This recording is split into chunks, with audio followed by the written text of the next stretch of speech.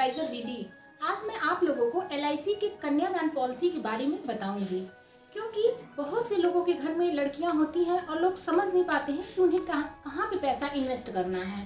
तो इस वजह से लोग बहुत कंफ्यूज रहते हैं। तो आज मैं आप लोगों को एलआईसी की कन्यादान पॉलिसी के बारे में बताऊंगी कि उसको लेने से क्या क्या बेनिफिट होता है और आगे चल के उसके क्या क्या फ़ायदे आपकी बेटियों को मिल सकते हैं पढ़ाई के लिए या फिर शादी के लिए। ये दोनों फ़ायदे मैं आपको बताऊंगी।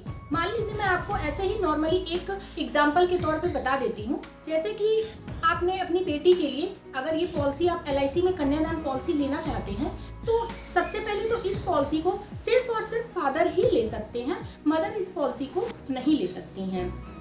उसके लिए आपको एलआईसी में जाना होगा या फिर आपके जो भी एजेंट होंगे उनसे आप मिलेंगे तो 300 नंबर का एक फॉर्म आता है, वो आपको फिलअप करना रहता है। तो इसमें होता क्या है कि मान लीजिए आप अपनी बेटी के लिए, आपकी बेटी अगर 0 साल की है या 1 साल की है, जो भी हो, मैं आपको 1 साल का बता देती हूँ। मान लीजिए आपकी बेटी 1 साल की है और आप उसके लिए कोई अच्छी सी पॉलिसी कन्यादान लेना चाहते हैं, या तो उसकी शादी के लिए या फिर उसकी पढ़ाई के लिए, तो आप 21 साल का प्लान इसमें ले सकते हैं। और एलआईसी इसमें क्या करती है कि अगर आप अपनी बेटी के लिए 21 साल का प्लान लेते हैं तो उसमें आपको 3 साल का छूट मिल जाता है, यानी कि आपको सिर्फ 18 साल ही प्रीमियम देना रहता है।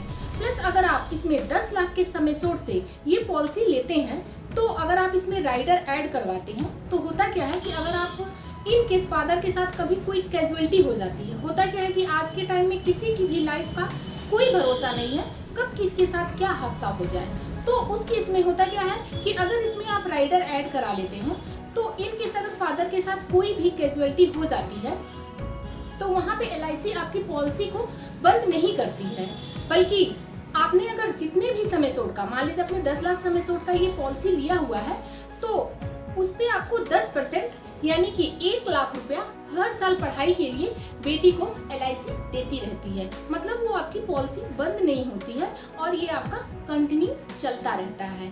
और ये आपको तब तक मिलता है जब तक आप 21 साल का आपने टर्म लिया है, तो 21 साल तक आपको एलआईसी हर साल 1 लाख रुपया देती रहती है। इसके अलावा अगर फादर की डेथ एक्सीडेंटल हुई है या फिर नॉर्मल हुई है, उस केस में भी जो भी आपका वहाँ पे रिस्क कवर बनता है वो भी एलआईसी बच्चों को पढ़ाई के लिए देती है। तो आप इस पॉलिसी को आराम से ले सकते हैं और अपनी बेटी का फ्यूचर सिक्योर कर सकते हैं। तो चलिए जान लेते हैं कि इस पॉलिसी को लेने के लिए कौन कौन से टर्म एंड कंडीशन है। इस पॉलिसी को लेने के लिए एज कम से कम 18 से 50 साल का होना चाहिए। अब आप ये सोच रहे होंगे कि मैंने तो आपको बताया था कि 0 साल की बेटी के लिए भी आप ये प्लान ले सकते हैं। तो यहाँ पे जो भी प्लान लेगा वो मैंने आपको बताया था कि पिता ही इस प्लान को ले सकते हैं। तो पिता की एज 18 से 50 साल होनी चाहिए। बच्ची इसमें नॉमिनी में जाती है, भले उसके नाम से पॉलिसी ली जाती है लेकिन बेटी को नॉमिनी में डाल दिया जाता है। सम एश्योर्ड इसमें आपका 1 लाख से स्टार्ट हो जाएगा और इसकी कोई लिमिट नहीं है। आपके हिसाब से आप जितने का चाहें उतने सम एश्योर्ड का इस प्लान को ले सकते हैं। प्रीमियम मोड आप यहाँ देख सकते हैं कि सभी मोड इसमें है, मंथली, क्वार्टरली और छमाही, ईयरली, मतलब चारों मोड इसमें है। आप अपनी सुविधा के अनुसार कोई भी मोड चूज कर सकते हैं। पॉलिसी टर्म की बात करें तो पॉलिसी टर्म इसमें 13 साल से 25 साल का है, मतलब ये 13 साल से आपका स्टार्ट हो जाता है और 25 साल तक का है।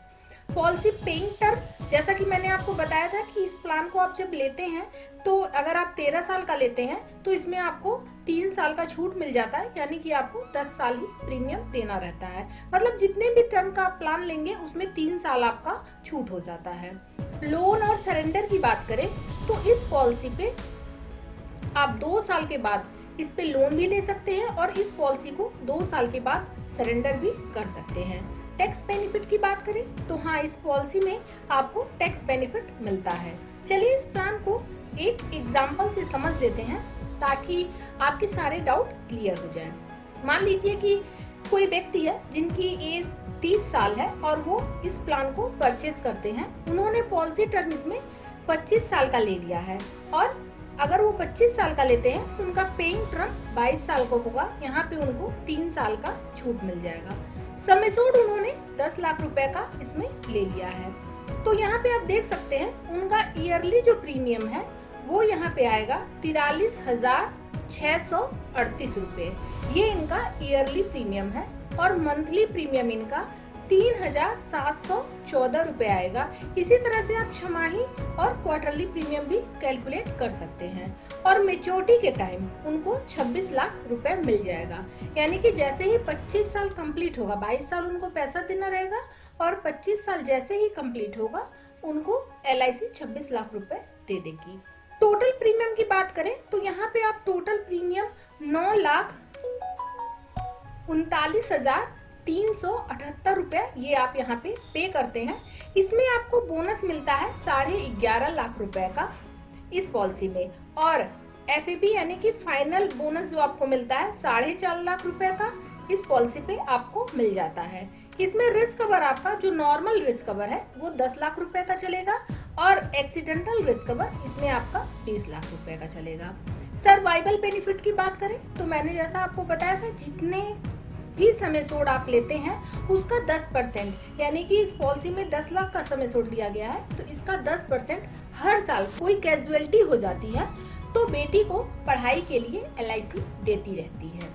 इस प्लान को आप बाई कर सकते हैं और अगर आप मान लीजिए कोई कैजुअलिटी हो गई तो 10% तो हर साल बेटी को पढ़ाई के लिए मिलेगा। प्लस जब मैच्योरिटी का टाइम होगा उस समय जो 26 लाख रुपए मिलना है वो भी LIC वहाँ पे 26 लाख रुपए आपको दे देती है। और आपका जो पॉलिसी है आपको 1 रुपया भी प्रीमियम भी नहीं देना रहता है, वो प्रीमियम भी LIC आपका सारा माफ कर देती है। मतलब कि अगर कोई ये तब कंडीशन लागू होगा जब कोई कैजुअलिटी हो जाती है, यानी फादर के साथ कोई हादसा हो जाता है। और अगर फादर के साथ कोई हादसा नहीं होता है तो आपका ये प्लान जैसे चल रहा है, आप जैसे पैसा पे कर रहे हैं वैसे ही आपको 22 साल तक पैसा पे करना रहेगा और 25वें साल आपको मैच्योरिटी मिल जाएगी। अगर आपको मेरी ये वीडियो पसंद आई हो तो please like, share and subscribe. इससे आपको अगर कन्यादान पॉलिसी से संबंधित कोई भी डाउट हो तो आप मुझे कमेंट बॉक्स में कमेंट कर सकते हैं, मैं उसका रिप्लाई जरूर दूंगी। LIC से संबंधित किसी अन्य जानकारी के लिए कमेंट बॉक्स में कमेंट करें। Thank you.